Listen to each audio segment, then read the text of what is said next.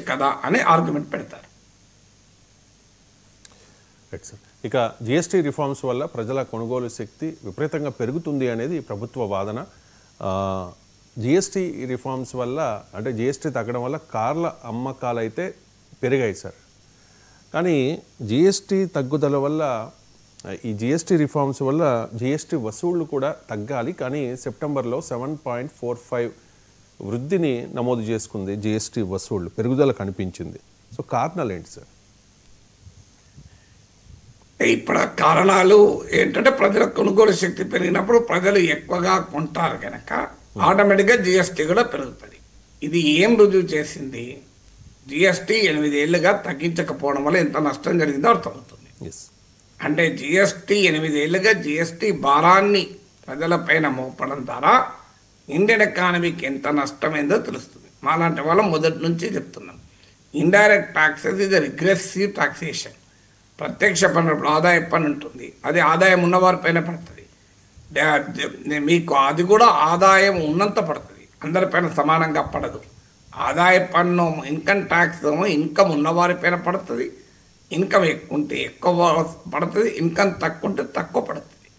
కానీ indirect taxes GST లాంటి పరోక్ష పన్నులేమో అందరిపైన సమానంగా పడుతుంది. ఇప్పుడు సోప్ అంబానీకి ఉన్నా అడుక్క తినేవాడు ఉన్నా సోప్ పైన జిఎస్టీ ఒకటే.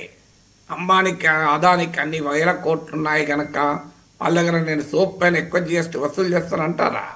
ఒక పేద కార్మికుడు వ్యవసాయ కూలి సోప్ కొన్నా కట్టే జిఎస్టీ ఒకటే, ఇంతకన్నా అన్యాయం ఇంకోటి ఉంటుందా? అందువల్ల ఇండైరెక్ట్ ట్యాక్సెస్ అనేది రిగ్రెసివ్ టాక్సేషన్. పేదవాళ్ళపై కూడా ఆదాయం లేని వారిపై పడుతుంది, అందరిపైన ఒకే రకంగా పడుతుంది.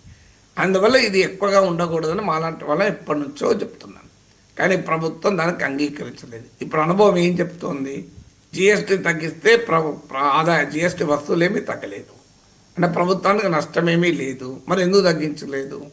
అందువల్ల జిఎస్టీ ఇప్పటి వరకు 8 ఏళ్ళుగా తగ్గించకపోవడం ఎంత నేరమో దీన్ని బట్టి అర్థమవుతుంది కదా. ఇక ఇంకా తగ్గించితే కూడా నష్టం లేదన్నది కూడా తేలిపోతుంది కదా. సో ఇప్పుడు ప్రభుత్వ గణాంకాలే చెప్తున్నాయి కదా, జిఎస్టీ తగ్గిస్తే అమ్మకాలు పెరిగాయి. మా మోడీ అయితే అసలు విమానంలో ప్రయాణం చేయండి, ఇల్లు కట్టుకోండి, అసలు మామూలుగా లేదు కదా. జిఎస్టీ తగ్గింది, మీరు చంద్రమండలం పోండి అని చెప్పడమే తక్కువ. సో అందువల్ల జిఎస్టీ తగ్గింది కనుక అమ్మకాలు ఎలాగో పెరుగుతాయి. ఇంకా తగ్గించండి. అసలు ఈ 12% స్లాబ్ ఎత్తేసారు, ఇలా 18% స్లాబ్ ఉంది. మొత్తం జిఎస్టీ వసూళ్లలో ఈవెన్ ఈ ఇటీవల రిఫార్మ్స్ కన్నా ముందు కూడా 67% 18% నుంచి వస్తుంది. సో ఆ 18% జిఎస్టీ స్లాబ్ అలాగే ఉంది. అందువల్ల 18% కూడా తీసేసి 5% స్టాండర్డ్ జిఎస్టీగా మార్చండి. ప్రజలు ఇంకా ఎక్కువగా విమానాల్లో 4-5 విమానాలు ప్రైవేట్ జెట్లు వేసుకొని వెళ్ళిపోతారు, ఇండ్ల మీద ఇండ్లు కొంటారు, డబుల్ స్టోరీలు, డూప్లెక్స్ హౌసెస్, పెద్ద పెద్ద విల్లాస్ కొంటారు ప్రజలు. నష్టమేం లేదు కదా, జిఎస్టీ వసూలు ఇంకా పెరుగుతాయి కదా. అందువల్ల మరి ఎందుకు ఇంకా జిఎస్టీ తగ్గించరు అనేది క్వశ్చన్. అందువల్ల ఇప్పుడు అనుభవం ఏం చెప్తోంది? ఇప్పటిదాకా ప్రభుత్వం అనుసరించిన ఎకనామిక్ వ్యూహము ఘోర తప్పని చెప్పి తెలిసిపోయింది కదా. అలాంటి వాళ్ళ మొదటి నుంచి చెప్తున్నాం, డిమాండ్ స్ట్రాటజీ ఉండాలి, సప్లై డ్రివెన్ ఎకనామిక్స్ కరెక్ట్ కాదు అని. ఇప్పటిదాకా ఏం చెప్పారు? ప్రొడక్షన్ లింక్డ్ ఇన్సూరెన్స్ స్కీమ్ అని, కార్పొరేట్ ఇన్కమ్ ట్యాక్స్ 10% తగ్గించి 1,56,000 కోట్ల రిలీఫ్ ఇచ్చారు బడా కార్పొరేట్ సంస్థలకు సెప్టెంబర్ 2019లో.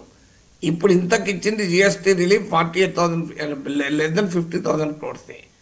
మరి కార్పొరేట్ల 10% పన్ను తగ్గించిన, మీకు ప్రొడక్షన్ లింక్డ్ ఇన్సూరెన్స్ స్కీమ్ పెట్టారు, ఇటీవల ఎంప్లాయ్మెంట్ లింక్డ్ ఇన్సూరెన్స్ స్కీమ్ అని చెప్పి మీరు ఉద్యోగాలు ఇస్తే మీకు డబ్బులు ఇస్తామని కార్పొరేట్లు డబ్బులు ఇస్తున్నారు.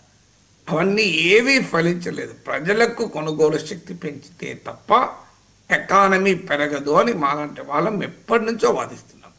అయినా కూడా ప్రభుత్వం వినలే. ఇప్పటికైనా తమ ఎకనామిక్ వ్యూహం తప్పని ప్రభుత్వం అంగీకరించాలి. ప్రొడక్షన్ లింక్డ్ ఇన్సూరెన్స్ స్కీములు, కార్పొరేట్ తగ్గించడం వల్ల ఎకానమీ పెరగదు. ప్రజల చేతుల్లో ఆదాయాల్ని పెట్టి ప్రజల కొనుగోలు శక్తి పెంచడం ద్వారానే మీకు ఎకానమీ డెవలప్ అవుతుందనే ప్రూఫ్ ఇవాళ ఈ డేటా తెలియజేస్తుంది కదా. అందువల్ల ఇప్పటికైనా ప్రభుత్వం తన తప్పుడు ఆర్థిక వ్యూహాన్ని అంగీకరించి మార్చుకొని 8 ఏళ్ళుగా అధిక జిఎస్టీ వసూలు చేసినందుకు ప్రజలకు క్షమాపణ చెప్పి జిఎస్టీని తగ్గించి ఈ ఒకే స్లాబ్ 5% స్లాబ్నే మీరు స్టాండర్డ్ జిఎస్టీగా పెట్టాలి కదా. Right sir. ఇక ఆంధ్రజ్యోతి పరిశీలన పేరుతో ఒక ఆసక్తికరమైన కథనం సార్. తల్లి